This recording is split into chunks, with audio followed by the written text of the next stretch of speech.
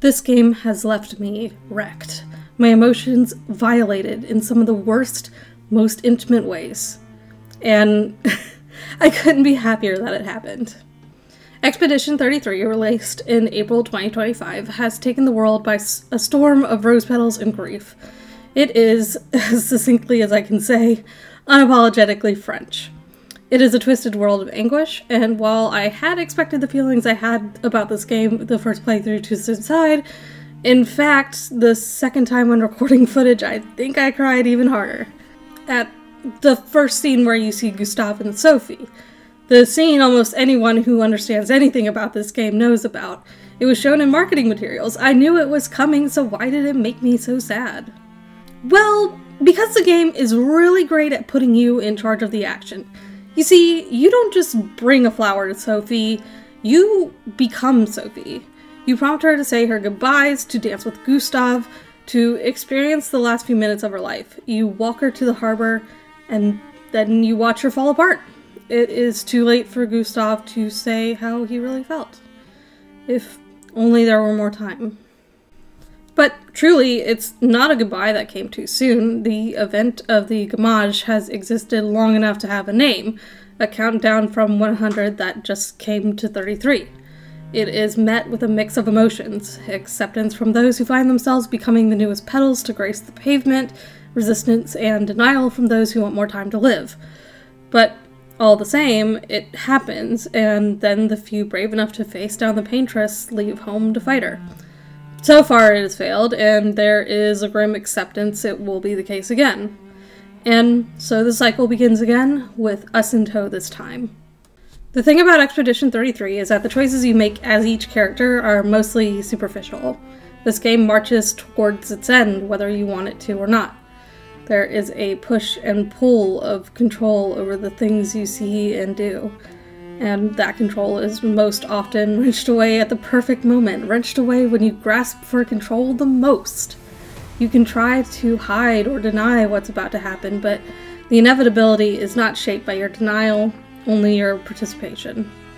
And you see, it's because it's not real.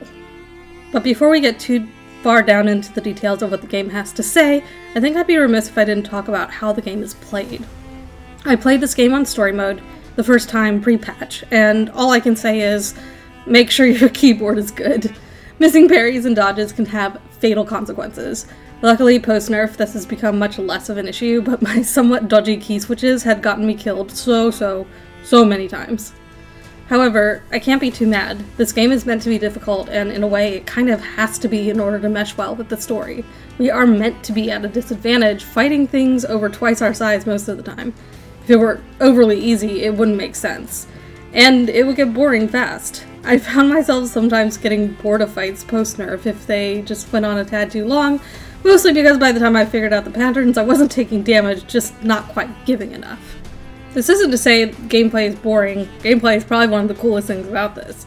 I don't usually jam with turn-based games and JRPGs, but I think I may have found myself converted. I may even pick Final Fantasy back up again, a series I tried to get into and failed. Along with the abilities you unlock through earning skill points, learning Pictos, and developing relationships with Verso, there's also a plethora of weapons to choose from, each with a unique set of passive abilities that help you create your perfect build. Each character is focused into a particular set of skills based on elements. It's imperative to have variety between character builds in order to make sure you're not accidentally fighting Nevrons with elements that they absorb. The exception to this is Minoko, who absorbs Nevron abilities you can choose from once he fights them. It's a really unique mechanic, and it's surprising how you can wield a Nevron's own attacks against it. My only real complaint about this game is that there was a bit of an oversight when designing the overworld. I ran into this during New Game Plus. Since I had a good idea of how hard each area was now, I wanted to try my luck doing side areas before progressing the main campaign. However, there are combat scenarios in which you are still technically bound by the story's constraints. This means, when I went to Dark Shores before visiting the Forgotten Battlefield, I was getting pounded by gradient attacks that I could not counter because the option isn't there. This is solved the first go around with a little danger sign when you see the name of the area, before entering to dissuade you from going in too soon, plus another soft barrier with the enemies having a shitload of health. But in New Game Plus, I didn't really have that. But frankly, I just thought it was an equipment issue until I looked down during encounters and realized the option just was not there. I guess the way you solve this is just not doing these fights, but I had plenty of healing Pictos, so I just decided to brute force my way through. It ended up fine, but it was just a curious oversight in an otherwise carefully crafted game. Speaking of carefully crafted, I don't think I need to tell you how beautiful this game is. Just look at it. There's also tons of areas to explore for Pictos, weapon upgrade fragments, and lore. So much lore. The amount of non-mandatory worlds is astounding. I don't think all of them really had to exist for this game to feel complete, but it was done in a way that makes sense for the world. Small vignettes, drafts maybe, of places that you go through in the main campaign. It really felt like the team was just bursting with ideas, and I'd be unsurprised if there's even more worlds that didn't make it in. And the wardrobe selection is just fabulous.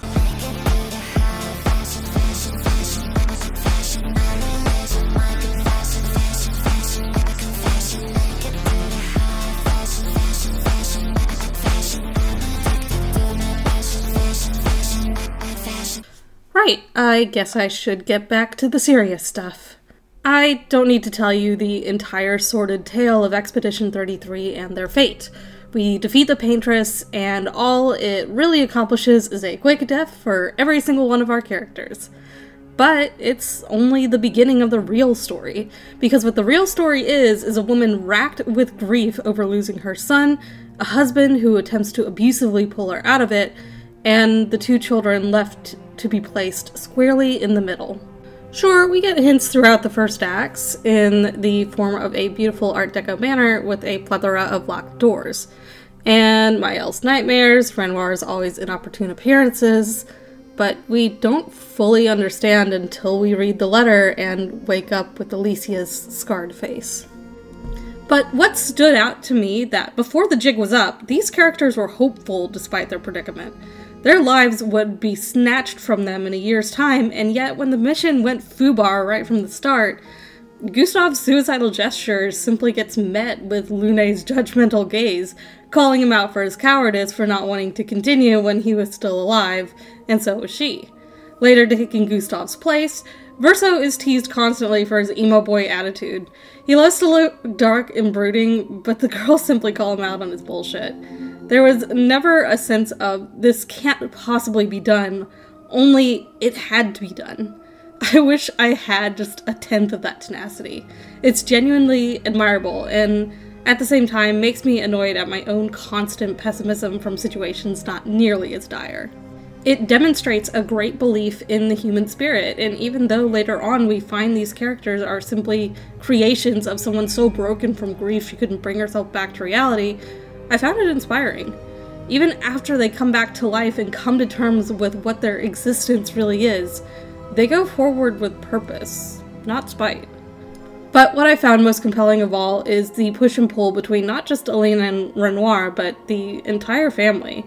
Everybody deals with grief differently, and it became clear that while Arlene wanted to continue to build the world where all of her children were all alive, and joy could be felt again, even if only for a little while, Renoir wanted his wife back, and that would mean slowly but surely killing her creations, the last pieces of her children she had left. There is love, and there is hate, and there is anger, and there is blame. Clea paints Nevron's, Alicia whispers through Mael's melodic voice, and Verso seeks to tear all of it down.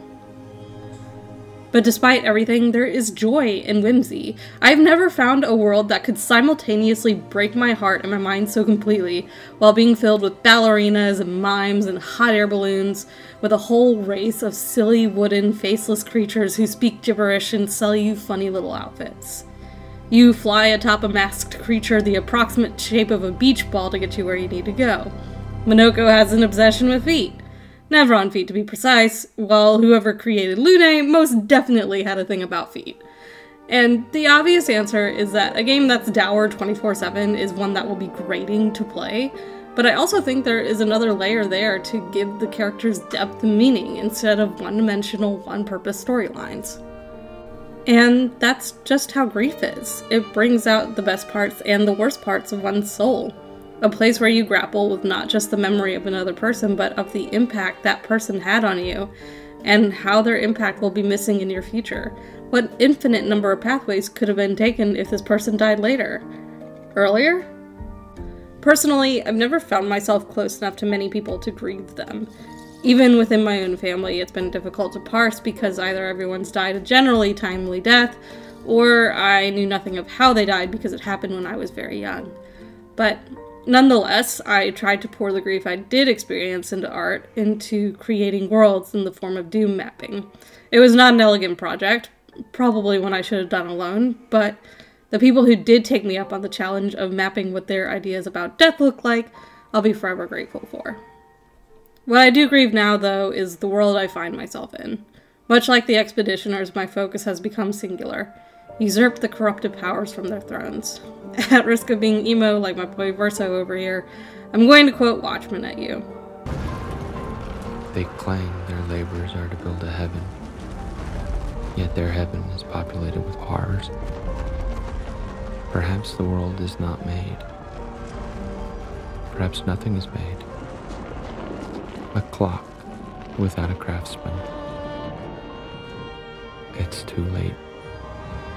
Always has been. Always will be. Too late. It then all comes down to brother and sister, Verso and Mael, and whomever you choose to fight for you will either destroy the canvas and Verso too, or keep the facade alive. Just a little longer. Just a little longer. It is intoxicating to live in a world with your loved ones still alive.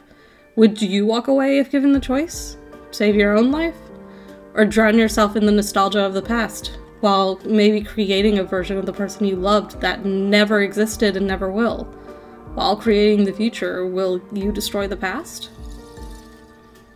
This story is honestly a bloody roller coaster, and I would be remiss if I didn't mention why I think the story stuck with me so much. It's told in the same way an anime would tell it, with everything from the combat to the world building taking the best parts of shonen and making it feel grown up and impactful.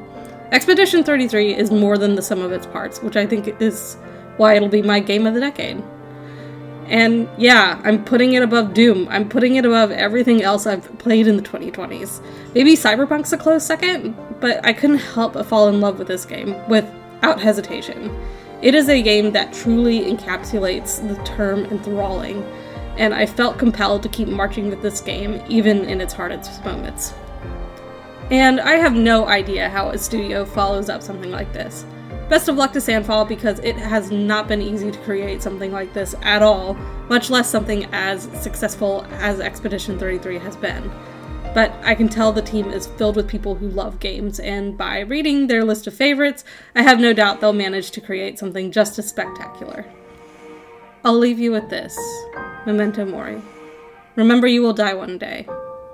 So what will you do with this life?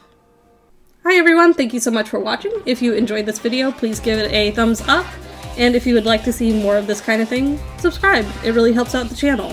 I'll be doing a video about Doom the Dark Ages soon, and if you would like early access to this video, you can sign up for a membership now. I'm allowed to make money on YouTube again.